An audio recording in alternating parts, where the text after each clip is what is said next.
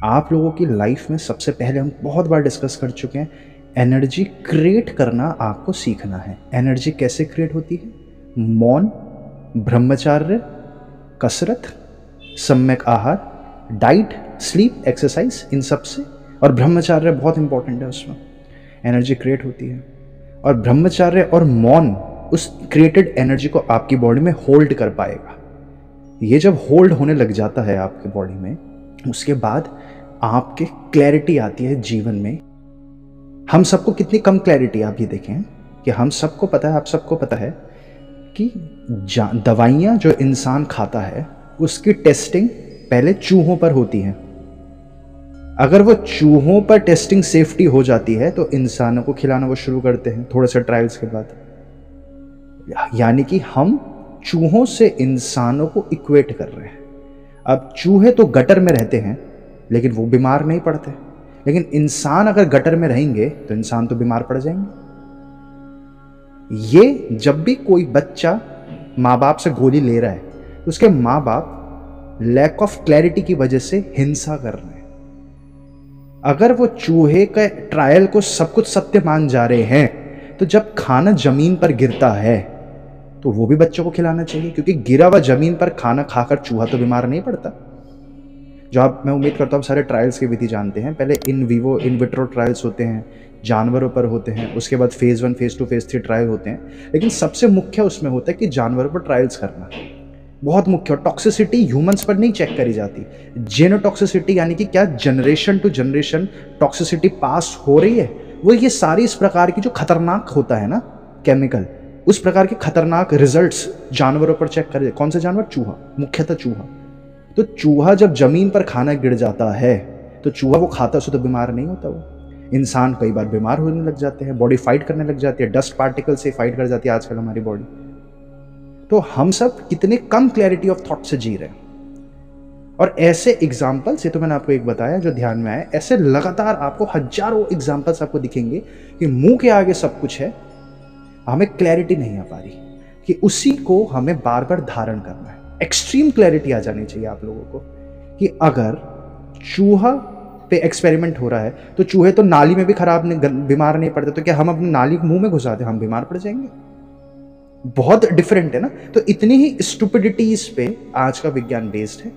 आज से एक दिन पहले 18 तारीख के 17 तारीख को, यानी कि कल ही, बिल गेट्स ने खुद ही रिसर्च पेपर, लेंसेट, तो अब उसके घर की खेती है लेंसेट जो इतनी बड़ी जर्नल है, क्योंकि फंडिंग इतनी ज़्यादा जा रही है, अभी उसने कल ही 17 तारीख को रिसर्च पब्लिश करा दी फिर से लेंसेट में कि नहीं लगानी चाहिए इंसानों। आप समझ रहे हैं?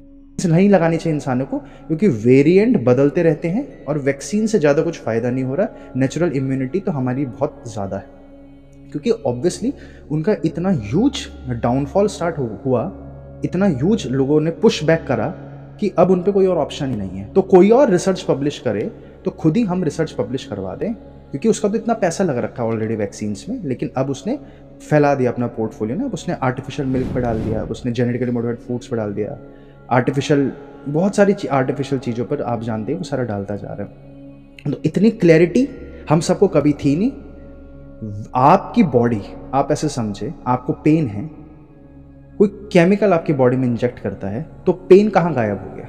कैसे गायब हो जाता है पेन?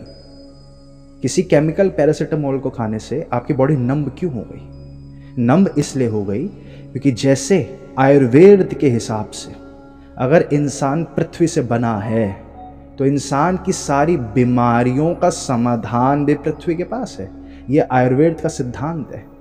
ठीक उसी प्रकार जो वैज्ञानिकों के एक्सपेरिमेंट्स हो रहे हैं उसमें बात सामने आ रही है, और ये सबको पता ही थी पहले से। हालांकि ये बातें ईस्ट की छुपा दी गई कि जैसे केमिकल्स आपकी बॉडी में इंजेक्ट करे जाते हैं वैसे हर एक केमिकल आपकी बॉडी खुद से रिलीज करने की क्षमताएं रखती है।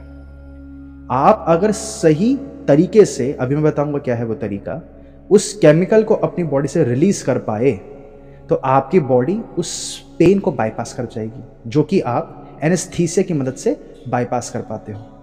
अगर, मतलब समझ रहे, सिम्टम्स आपको रिलीफ मिल जाएगा।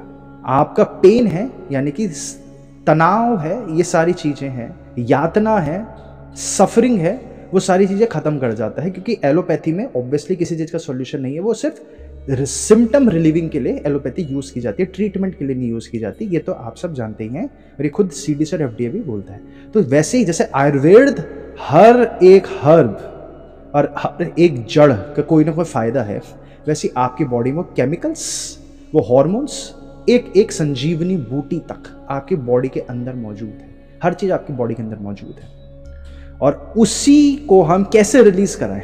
अच्छा, स्टेरॉइड से तो हमने इंजेक्शन मार दिया तो आपकी बॉडी में एक्स्ट्रा टेस्टोस्टेरोन आ गया, लेकिन अगर आपको कोई प्रक्रिया पता चल पाए तो आप ज़्यादा टेस्टोस्टेरोन क्या खुद से बूस्ट कर सकते हो अगर बॉडी बनानी है?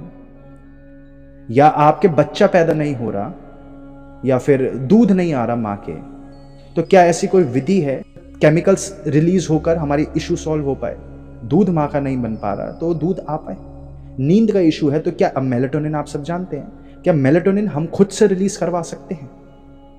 ये जो समाधान अभी आप जान रहे हैं, जो मैं आपको बताने जा रहा हूं, ये बहुत ही हिडन नॉलेज है।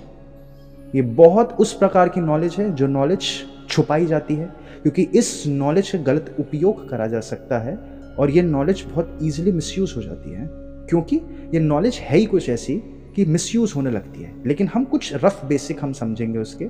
अभ्यास के बिना ये नॉलेज भी किसी काम की नहीं है, क्योंकि मेन मुद्दा ही अभ्यास का है ना। अभ्यास के बिना आप जैसे ये समझें, हिंदी भाषा आप सुनते हैं, देवनागरी लिपि मतलब स्क्रिप्ट राइटिंग जो है वो हिंदी के होते देवनागरी, है ना। बहुत सारी भाषाएं हैं देवनागरी में लिखे जाती है। इनफैक्ट नेपाली भी देवनागरी ही लिपि इस्तेमाल करते, नेपाली जो है। संस्कृत भी देवनागरी होती है।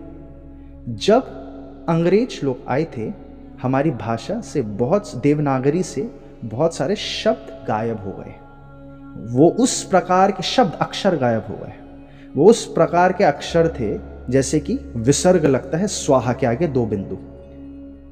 बहुत सारे ऐसे ऐसे शब्द गायब होते गए। उस वक्त बहुत विरोध हुआ, जैसे आज सेंसरशिप का बहुत विरोध होता है ना, कि सही जानकारी नहीं बताई जा रही, लोग अपना ही नुकसान कर जा रहे हैं गलत जानकारी समझकर। खुद ही बिल गेट्स हमेशा से बोल रहा है कि वैक्सीन्स लगाओ, फाउची बोल रहा है वैक्सीन्स लगाए बिना हम ओपन नहीं हो पाएंगे, मास्क पहनना ही पड़ेगा सबको। ये बिल गेट्स लोग सारे के सारे इंटरव्यूज उनके पढ़े हुए हैं, खुद ही बोल रहे हैं कि जीन एडिटिंग नहीं होती इस वैक्सीन से, और फिर बाद में खुद की बातों से यू टर्न ले लिया, और अब तो खुद ही रिसर्च पेपर उसने लैंसेट में पब्लिश कर दिया। तो ये जानकारी हिडन कर दी गई।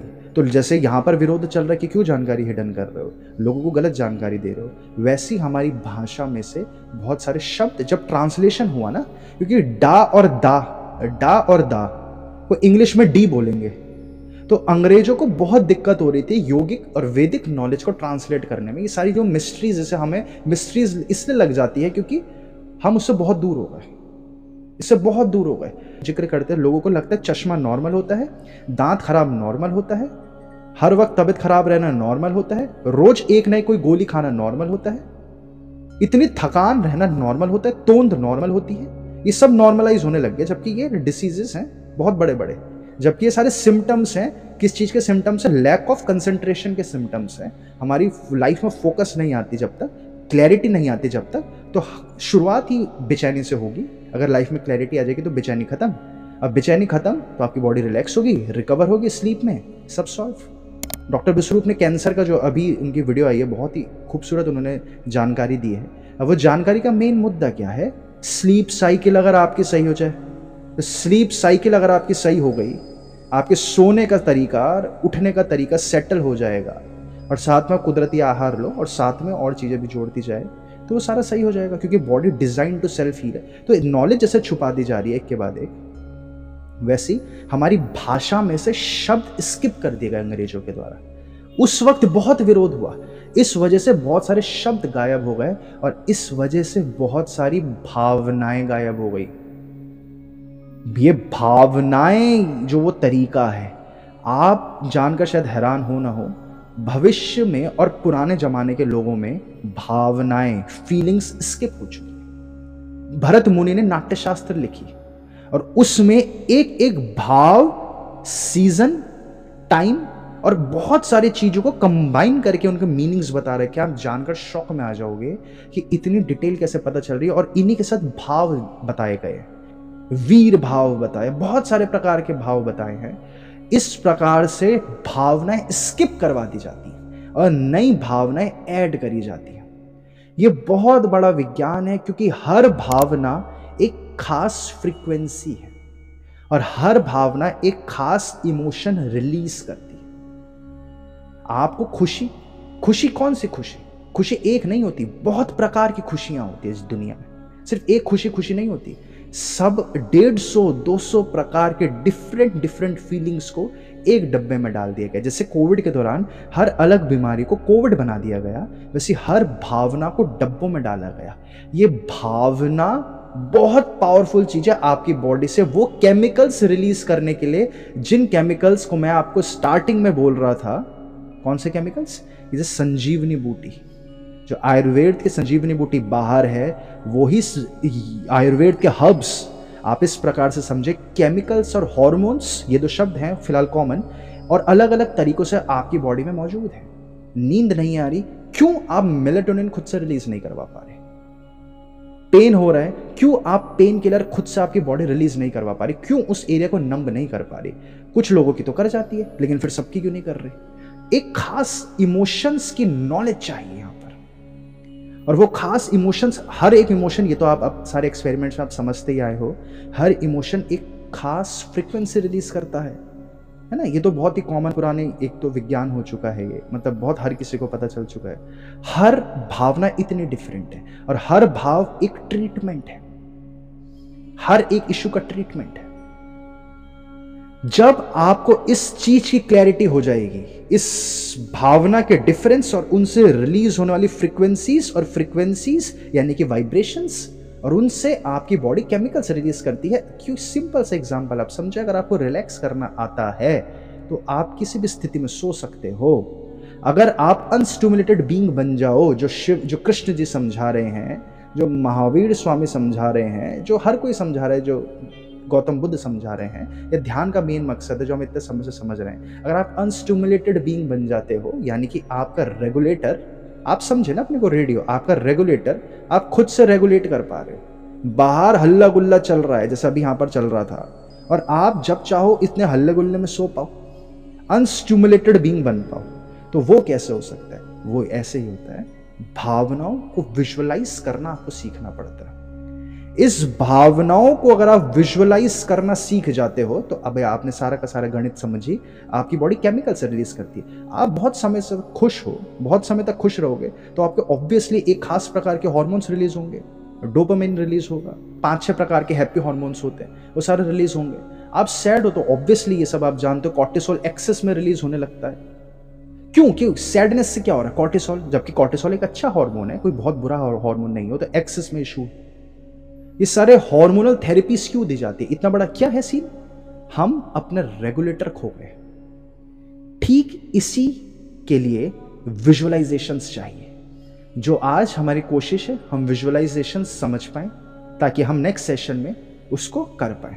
आप जब भी घर पर भी बैठते हो, आप किसी हैप्पी इमोशन को विजुअलाइज करना सीखो।